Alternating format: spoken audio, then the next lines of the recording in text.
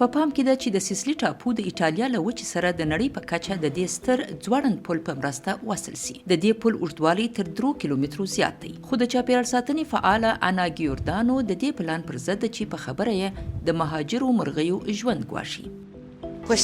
د هغوی یو مهم مسیر له دې ځایه تیریږي. د هر حیوان مړینه کیدای شي د اروپا د مرغیو د ټول نفوس لپاره فاجعه راوړونکي عواقب ولري.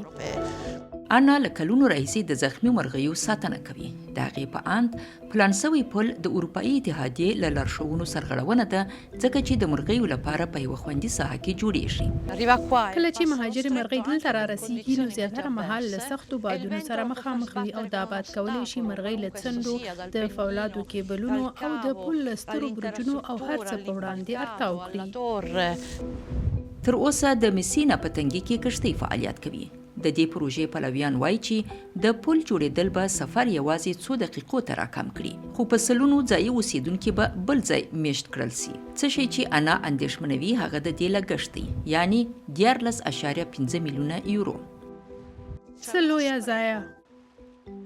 خو دغه فعاله غواړي چې د مرغانو د ساتنې او مسینا پر تنګي د پل د جوړېدو پر ضد مبارزې ته ادامه ورکړي.